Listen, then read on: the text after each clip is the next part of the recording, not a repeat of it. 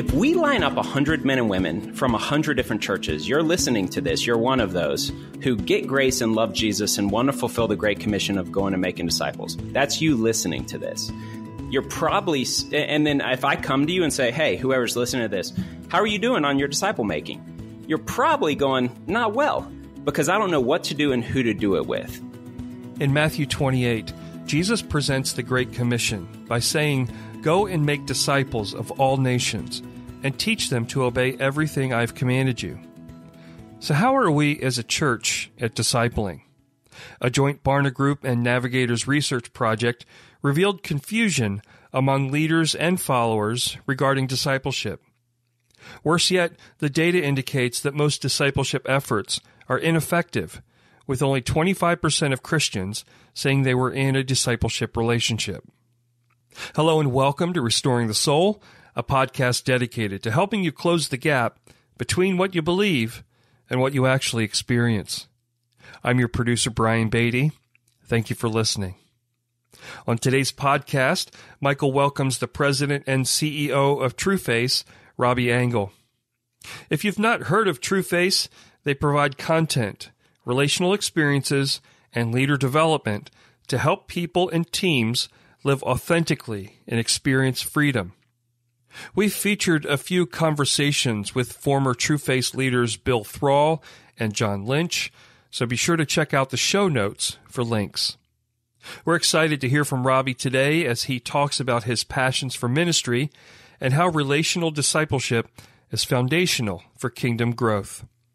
So now, without any further delay, here's your host, Michael John Cusick. Robby Angle, welcome to the Restoring the Soul podcast. It is an honor. I'm super excited to be on this with you. Me too. We were joking around and bantering for 5 minutes or so before we actually hit record, so to speak. So I think this is going to be fun because every time you and I talk, it's just a hoot. We have an interesting relationship where we have known a lot of the same people. We've talked, we've interacted. I never technically met you until about 2 years ago when we met at the apprentice gathering in Wichita and speaking there together. And then you came and you staffed and served at our Restoring the Soul Men's Weekend and really got to know each other well. And we've kind of made that an annual thing in Wichita. Yeah, the first time I met you, I was like a fangirl. I was a fan from afar because you had endorsed my book before we even met. And then I got to meet you because I'd, been a fan from afar for a lot of years and finally got a hang. And then I quickly turned it into a free counseling session over, I think the second time we hung out over breakfast, I was like, here's some issues, Michael. I just need to be selfish right now and work them with you. And yeah, it was effective, man. It was awesome. Well, that's one of my favorite things to do is to meet people that are kind of in the similar ilk. You are even though you don't work doing therapy, you're a trained licensed professional counselor in Georgia where you live and also an author. And I want to do a quick shout out to your book, The Cure for Groups, which is either a really arrogant title, The Cure for Groups, or it's a brilliant title, which it is. And the subtitle, it's a book that I had no problem endorsing and no problem recommending, The Cure for Groups, How to Lead a Group That People Will Remember the Rest of Your Lives. And it's brilliant because it's leadership principles related to what you need to be paying attention to when you lead a group. It's not about techniques, right?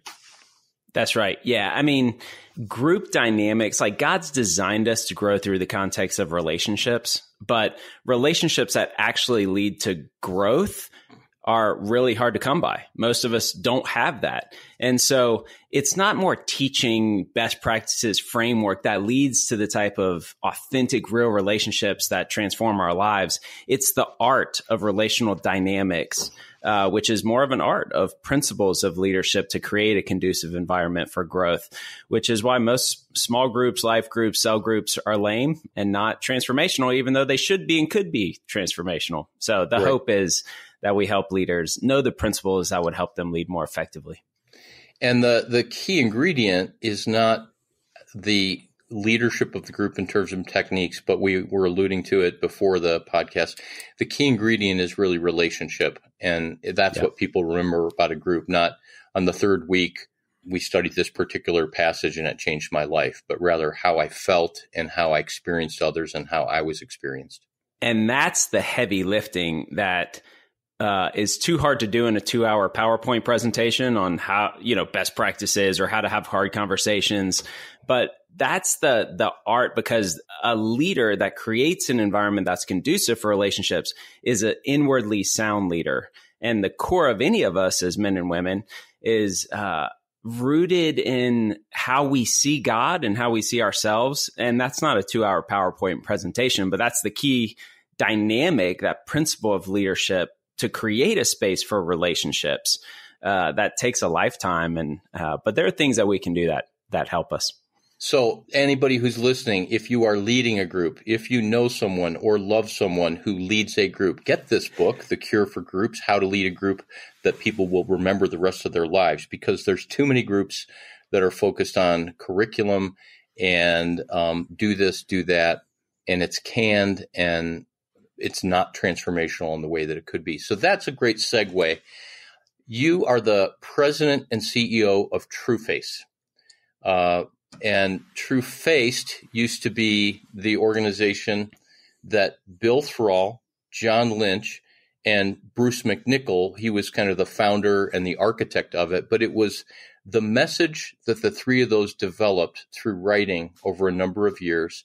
And I have said that Trueface and now Trueface is kind of the best kept secret in the kingdom, because it's not Campus Crusade. It's not, the Bible Project or something that has a very, very high visibility. But the reason why it's the best kept secret is that for going on 3 decades, I have had a firsthand view of watching the message of Trueface change the lives of leaders from the highest level of organizations on down.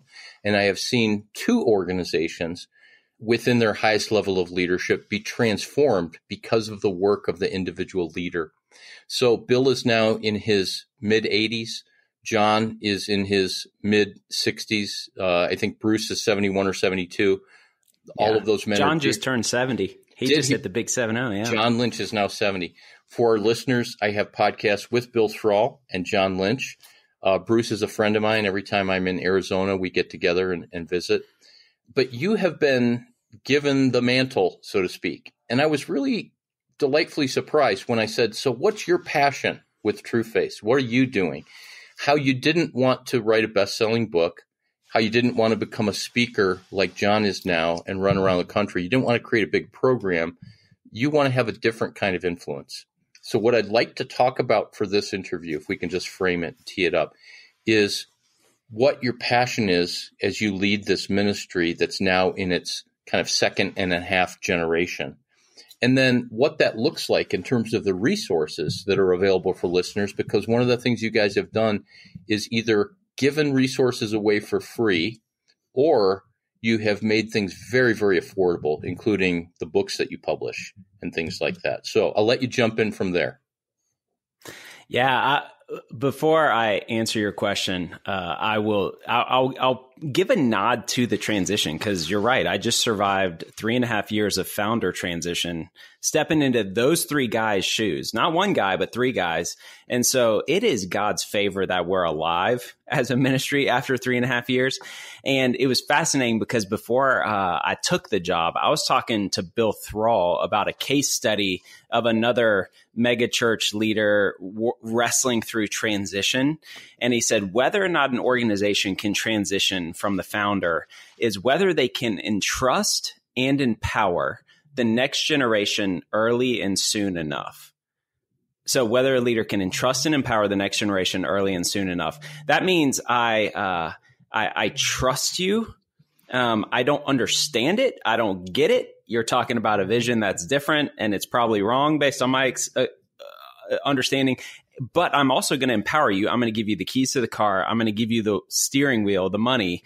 So I don't get your vision, but I trust it, and I'm going to empower you early and soon enough. And that takes a lot of humility. And so I have got a firsthand master's in humility by watching Bruce McNichol and Bill and John entrust and empower me with the keys to this thing. And so In doing that, the board said, okay, reimagine an expression of a ministry beyond John, Bill, and Bruce. And I said, okay. Good luck, is what I told myself. And I had an advisory team, Michael.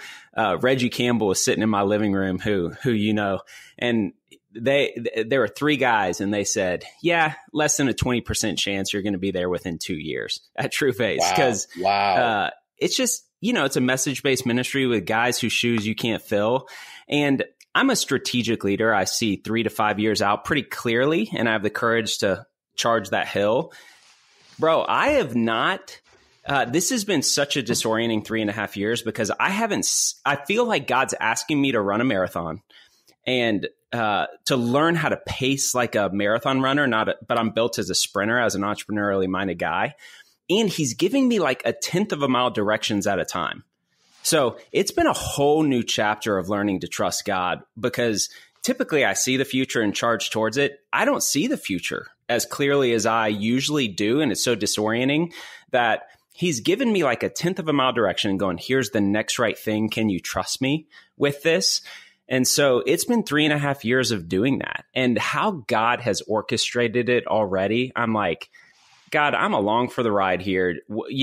God does not need me. He does not need Trueface. He does not need Cusick or restoring the soul, but we get to be a part of his kingdom stuff. And that next right thing, that next step. So far today, in looking at the past 3.5 years and looking forward as best I can, we are developing relational, grace-based discipleship resources to help people journey the 18 inches from their head to their heart, to help stuck Christians experience deeper relationships.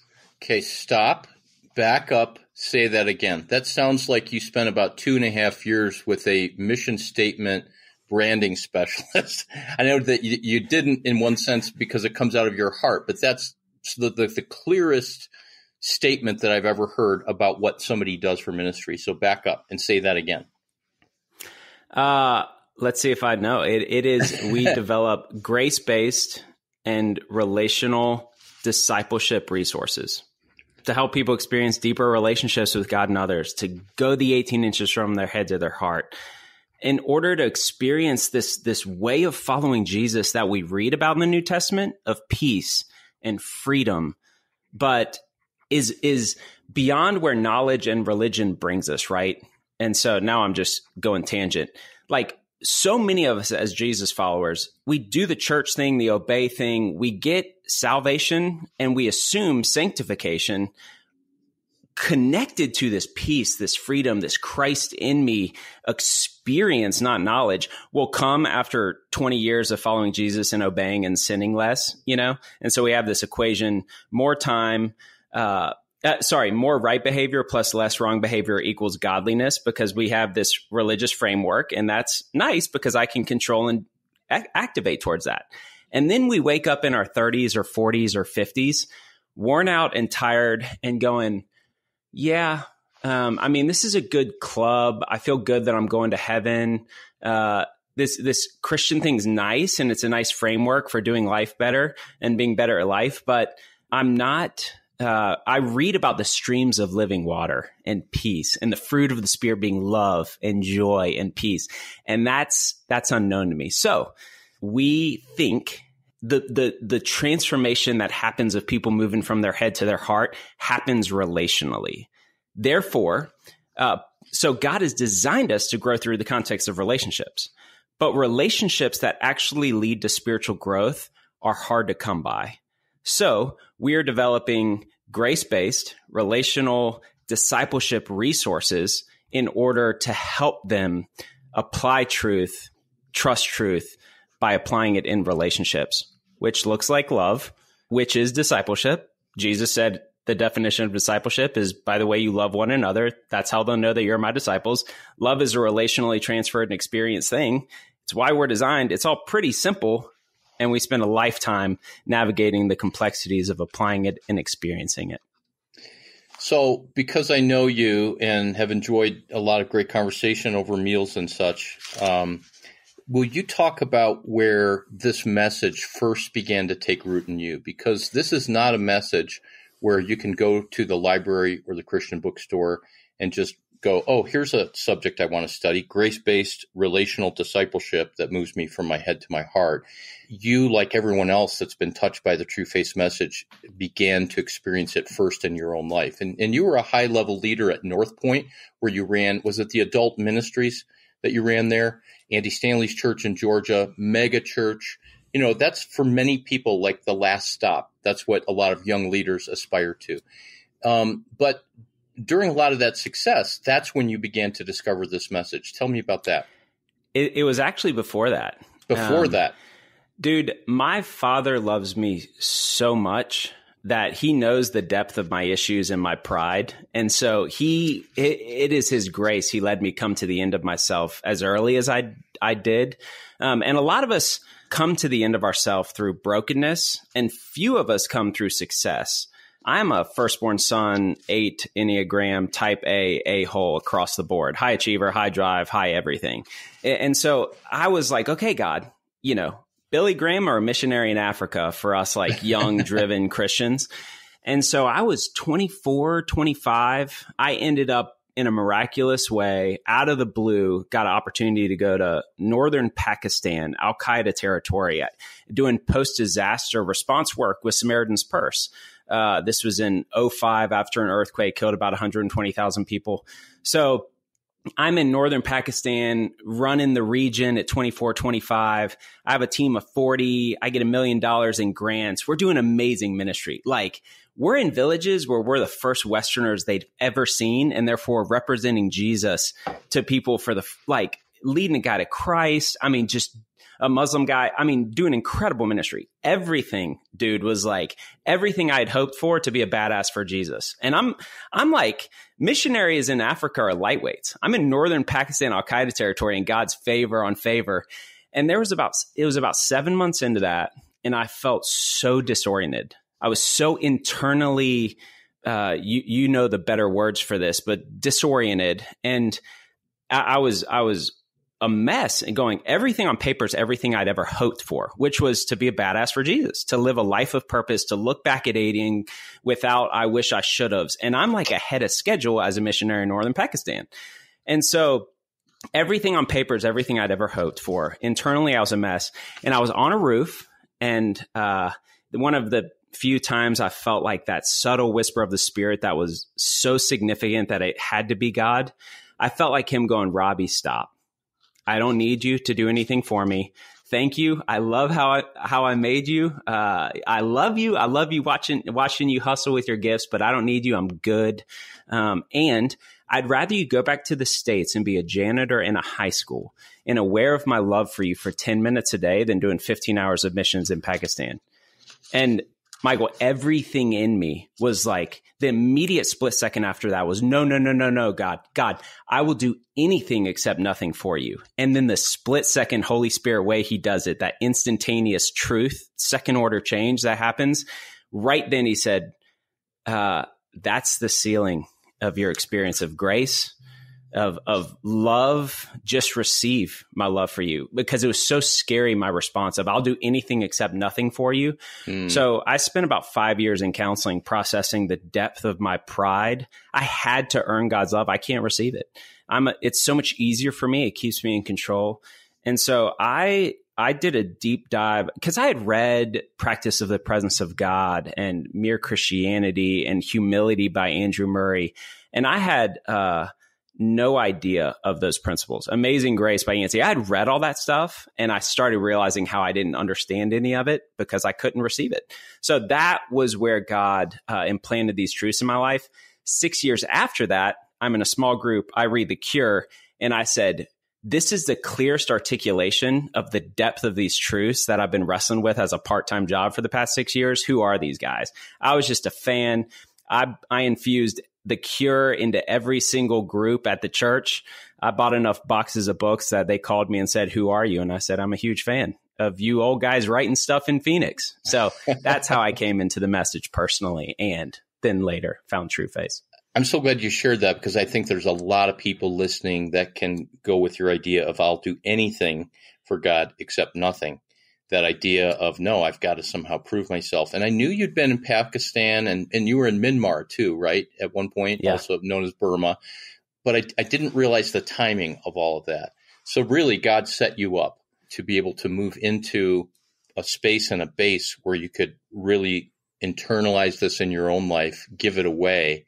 And it's uncanny how God brought you together with those guys, because there's so many awesome roots that those guys in Phoenix had in the Atlanta area. It is an adventure that I'm just following now one day at a time, and it's been fun so far. I don't want you to do like a greatest hits of Trueface quotes and quips, but the authors, Bruce and John and Bill, they do have some pretty amazing one-liners about grace and about the kingdom and about the gospel. What are 3 big ideas that when you read The Cure, and I kind of cut my teeth on the book Trueface. So if people are wondering where the name Trueface comes from, it's because Bill and Bruce and John wrote a book called Truefaced, Nav Press, that was one of their best-selling books, if not the best-selling book for many years. And then that book was republished and repackaged by your organization and called The Cure. Yep. What are the big principles that stand out from that at that time when you said, wow, this is the best articulation? Yeah, I'll give you the 2 that stand out, and then my personal one, and you can see how it intersects into this new season of this ministry expression. But the first one that hit me hard is, do we see ourselves as sinners striving to be saints, or saints who occasionally sin? That question, the tagline of The Cure is, what if God isn't who you think he is, and neither are you? And that question, do we see ourselves as sinners striving to be saints, or saints who occasionally sin, captures a lot of theology and identity and motive of striving or receiving, how we experience love, all that stuff. The second one talks to the expression of some of this following Jesus. And it's, what if it's not as important that anything ever gets fixed? It's that nothing has to be hidden. What if it's less important that anything ever gets fixed, but that nothing has to be hidden? And the reality of transformation and change correlated to being known with God and with ourselves and with others as the foundational, the foundation that's more conducive for change to be built upon it. That is the truth, which is very different than most discipleship resources, teaching, counseling. That's do this, learn this, and that will lead to the change you're looking for. Right. It speaks to the heart of and the connection to being known and loved as the catalyst for change. Wow. I want to literally have you come back and do a whole hour podcast on this idea of less important for things to be fixed and more important than nothing's hidden, because that cuts to the relational core, not only of God himself, relational, Father, Son, and Holy Spirit, the relational aspect of the gospel, but it cuts to the core of community, right? That so much Christian community is focused upon, here's the right thing to do, and line your life up that way, versus let's live together in an authentic way where we don't have the kind of secrets that impinge the gospel. You said it. That's it. That is so difficult. And a lot of the architecture of our environments that are designed for growth, that DNA is not infused into the structure of those environments, from counseling environments to church environments to relational dynamics, even our family systems with our kids. Does that principle translate to how we lead our homes as men and women? Does that transfer to our relationship with God vertically?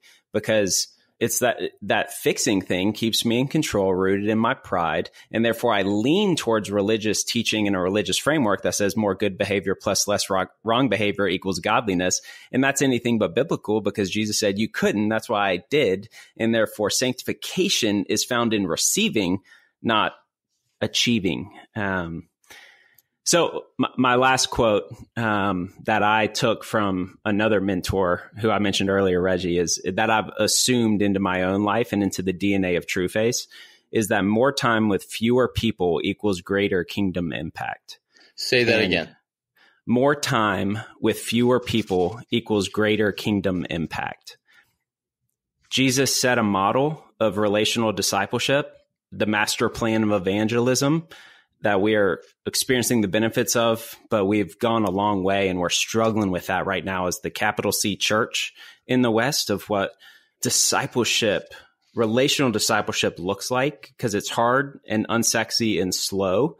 And it's a framework and an art of relational dynamics with more people for greater kingdom impact. That's hard, but that's what he modeled. That's what's missing in the church. And that's at the center of a lot of these resources that we're hoping to equip the body of Christ with as a small little ministry to accelerate with a framework of grace-based and relational discipleship resources, the ministry that they're called to do, which is the relationships that they're involved with.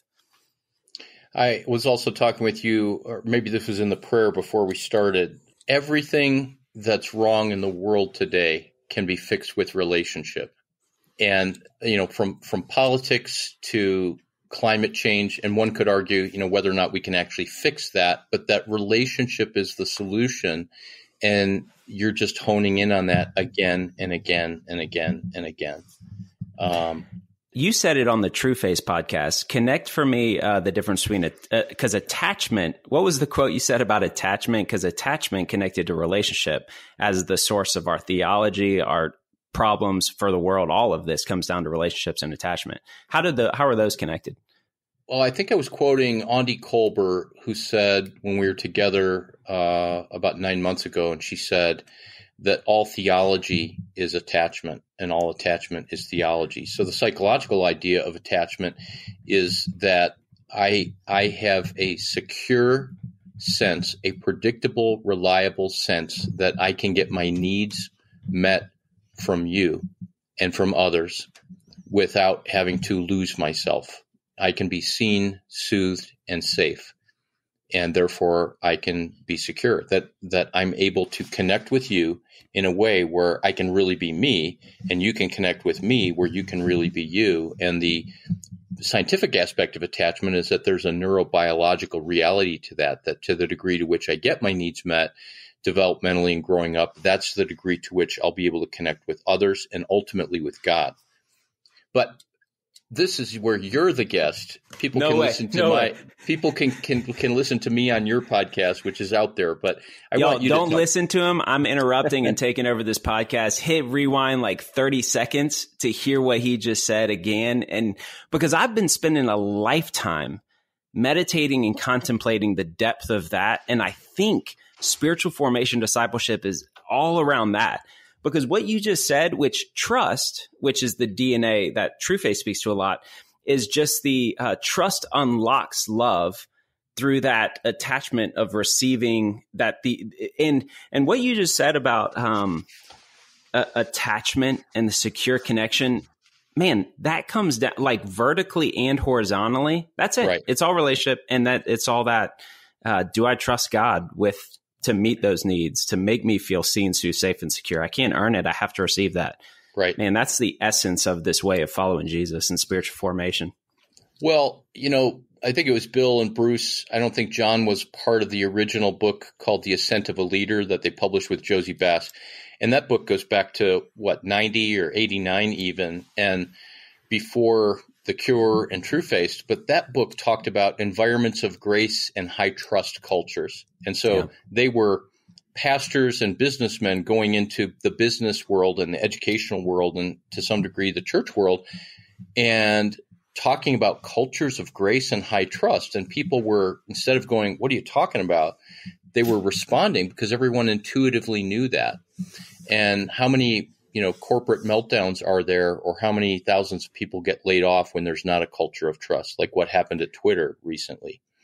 And so I'll just finish this thought, otherwise I'll forget it. But the seen, soothed, safe, secure, those are 4 scientifically, empirically validated things that are needed in order for trust to occur. And without an infant and a child and a teenager and an adult being seen, soothed, and safe, they cannot trust. They will hide, they will be distant, they will avoid, or they will be anxious trying to get their needs met, and there's no trust. So, you're asking me about attachment, but the founders of your organization that you now run, they've been writing about this same language, but almost in business terms in a way that's really cool. So here's another quote from the Trueface guys. They define love as the process of giving and receiving needs being met. The process of the giving and the receiving of needs being met. Not needs like money or whatever. How do we love each other? We give and receive needs. We meet each other's needs. We give and receive that. Needs like being seen, soothed, safe, and secure. So I get to receive that, which I trust God, allowing me to receive that from him for my identity and from you as my brother. And that's that vertical, horizontal. And by the way, that's it. Love God and love others. And by this, they'll know that you're my disciples. Love, purpose of life, discipleship. It's all that. Yeah. Receiving and giving those needs of seen, soothed, safe, and secure. And then I would be remiss to not say that the Trueface definition of humility. Do you know what I'm talking about? Will you say the definition of humility that Bruce and John and you Bill say it because I might mess it up. So I've heard them say over and over that humility is trusting God in one other person with who I am, which is, I think, it cuts to the core. Merton said that humility is being precisely the person that I am at any given time, but it cuts to the core that humility is not thinking less of myself. Humility is not thinking of myself less. It's actually showing up as I really am and daring to be me with you. And then that opens up this door to grace, which is, now I can get a need met. I can be loved for who I really am. So this is a thing I get really passionate about, but that I talk from time to time about authors, people, and organizations that have impacted my life. But for the past 25 years, Trueface has just been like this kitchen sink that gets turned on and off, and out come these big deposits of water and cup fill. But it's really very deeply influenced my thinking. And I feel really grateful to have gotten to know all three of the men that handed it off to you. And I've got to share this. I know I said this with you publicly because I think this will tweak somebody's mind in a way that might be necessary. I told you I was having breakfast with Bruce McNichol, and I said, tell me, you're at 70, and I think now he's close to 72. I said, what are you learning about God, and what are you excited about at 70? He didn't hesitate. And you know how he kind of talks kind of low sometimes, and you've got to lean in. He said, I'm looking forward to disappointing people at an accelerated rate. And I took out a pen. I was like, I don't have any idea what he just said, but I need to write it down. Yep. Because it sounds important. I said, wait a minute, let me ask the question again. What are you excited about? And what is God teaching you? I'm looking forward to disappointing people at an accelerated rate. And that led into a whole conversation, and it brought up a combination of terror in me and excitement. And the terror was, I'm going to have to walk off the stage. I'm 59 this August. I'm not 70 like him, but there's a time coming when it's appropriate and right for me to go, you know what? I'm handing it off to a Robby or a whoever, or I don't need to write another book because maybe I've said everything that I need to say, and whatever I want to write about is really not necessary.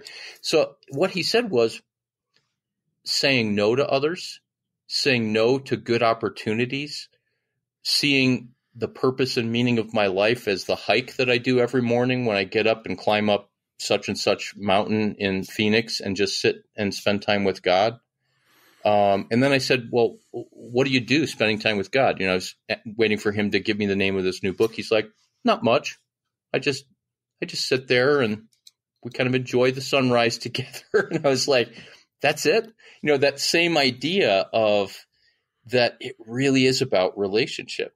It really is just about being. So I want to hear from you and your passion, but there's so much of who you are that aligns with what they have given me, which is why I've always enjoyed you and been drawn to you. But before we finish the podcast, I want you to talk specifically about the program that you have deeply researched the need, you have reflected for 3+ years, and you've put together an utterly free resource that people can make their own and take advantage of that I think is brilliant and transformational. All right. That's the long drum roll. And now take it away, this 9-month discipleship program. So I'll add to the drum roll because I'm just, good leaders scratch their own itch. You design stuff that you want, and then other friends who are like-minded want the same thing. I have led 8 years of groups where I have tried to implement the principle of more time with fewer people equals greater kingdom impact. There's been 8 groups. Tonight, I'm on month 5 out of the 9-month initiative, and 4 couples in their 20s are coming over to Emily and I's house from 6 o'clock to 9 o'clock tonight. And we're going to open up our lives in our home and do life with these couples. They're who I'm praying for, who I'm loving, who I'm opening my life to. It's relational discipleship and with intentionality. And it's the funnest thing that I personally do and the most impactful thing I do. And I've been a missionary in northern Pakistan, led adult ministries at North Point. Everybody's golf clapping, right? Who cares? Like at the end of the day, the thing I love most, Michael, is a framework to do this better. And so when I was at North Point, I needed leaders. And so I said, hey, we need to develop leaders, which is the core of a leader, his or her theology and identity. How do we do that? Alpha, well, let me back up one more need. If we line up 100 men and women from 100 different churches, you're listening to this, you're one of those who get grace and love Jesus and want to fulfill the Great Commission of going and making disciples. That's you listening to this. You're probably, and then if I come to you and say, hey, whoever's listening to this, how are you doing on your disciple making? You're probably going, not well, because I don't know what to do and who to do it with. And so I think Alpha is incredible because it's a framework for relational evangelism that's helped people do relational evangelism. It's just a framework. It's not a process, not a prescription. It's a framework of best practices to make it more effective. So I've spent about 10 years with the smartest people I could find. I haven't come up with any original ideas. I get the smartest people I could find and said, there's a gap in the church. We've lost the art of relational discipleship. We don't know what to do and who to do it with to develop future leaders in our church and for individuals who just want to invest in people around them. And so I've studied for about 10 years the best practices, and we have put that into a framework, a 9-month framework for churches to implement typically as a leader development pipeline because it helps a leader develop in his or her theology and identity. And it's a 9-month framework that's free and not prescriptive, but you can put your fingerprint on it, your church on it, you individually on it. As Michael, I want to be in your group and you need to lead a group in the next couple months because you would get through it, Michael, and say, bro, you just made this so easy. You thought of everything. You took the guesswork out of it. You told me the secret sauce, the best practices. And what it is, it's you meet once a month for 3 hours over 9 months. You and a co-leader with 6 to 8 others who are Christians who are hungry to grow. Think about it as a Christian who's hungry to grow. You invite them into this invitation type only group that you're going to pour into with a level of intentionality and depth that's more than a normal small group that they're used to. You're going to meet once a month for 3 hours. There's going to be some lay counseling type assignments in between months and some reading that you'll process when you're together as a group. And the DNA of Trueface is infused all throughout it. And you do an overnight trip together on month 3. And that's where you share stories to really continue a base of relationship. And yeah, it's a framework that it's turnkey and it makes it easy and anybody can do it. If you go to trueface.org, go to Trueface Journey, trueface.org/journey, or on the website, it's Trueface Journey. And email me, Robby@trueface.org, and I will respond and let you know because I'm going to lead a group every year the rest of my life. Most every year the rest of my life. This is my priority because it's the funnest ministry I get to be a part of. So I made this for myself and I'm following the plan and it just makes it easier. Even down to like, hey, you didn't read the book this month. Here are 3 open-ended questions to look like a amazing facilitator that you can just tee up the conversation time with. And it's a process-oriented thing. It's lay counseling type assignments every month that you journey through. And I could spend a whole nother podcast processing the DNA, the art and the science of spiritual formation baked into the 9-month journey, because it is not simple, but the good stuff like AA, for example, balances art of the 12 traditions with the science, the framework of content in the 12 traditions. Sorry, the 12 traditions and the 12 steps as the science. Either of those independently are amazing. 12 traditions and 12 steps, great. Together, it's led to a movement that is transferable, and it captures the essence of both. That was our hope in the 9-month, and yeah. That is the mic drop right there. We're not going to stop, but that's the juice of what I was so excited for people to hear. I want to just back up. So trueface.org/journey is how people access this. And it's a free program where if people have believers in their life that want to go deeper, and because I know you and I know the content, this could also be for non-Christians who are hungry or exploring or who just want relationship. There's a book called The Celtic Way of Evangelism, and they believe in belonging precedes believing. So I'm part of a community like you talked about with Alpha. And so this could be for non-Christians, but it's a way for people who, and I talk to people like this all the time, I feel like God's calling me to go get a counseling degree. And I'm like, no, I think you're wonderful as an accountant or a homemaker. I think you're just really hungry to deeply impact people and walk with them. This is the ticket. It doesn't cost them anything. And again, you provide all the leadership questions. True or false? A person does not need to be an experienced lay facilitator to lead one of these groups. The goal is you get through this and you go, y'all made this so easy and you made me look amazing. Because good, amazing leaders have a framework that we use questions to lead others to the truth in the process for them. And so we even set you up with that framework and the questions to help provide this. Yeah, it's just a framework, and everything from training to tips, tricks, it's all there. And I did this for about 10 years, and I've read 600 surveys, and we surveyed spouses, and when you read a survey that says what happened to my husband or wife, they met once a month for 3 months and it led to this type of change. That's just the fun part of this that we all want to be a part of, and we don't know who to do it with and how to do it. And the biggest bottleneck is I don't know, if I'm in my 50s and I want to lead a group in their 40s, I don't know 40-year-olds who are hungry. Yeah, you do. And you have 5 friends that you go, I'm doing this group where I'm going to open my life and intentionally pour my cup into others. Do you have anybody you want to nominate? They know people. And then if you get one hungry person, you tell them, hey, do you have 3 or 4 friends that you would want to invite into this? Let them do the work. There's even down to the best practices of forming a group. We try to serve you in the ministry you're doing to set you up.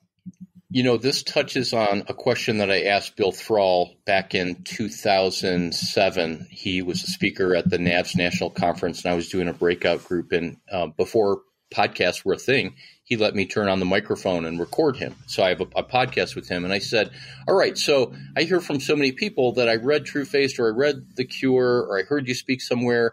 And man, this touched my life, but there's no one in my community that I can do this with. And like I was a complete fool, with great kindness, he looked at me and goes, well, Michael, you just approach someone and say, I read this great book. Do you want to sit down and meet on a regular basis? And I was like, oh, I never thought of that. Why? Because I always want an expert or somebody there to make it happen for me. And you have done that. You have filled the gap.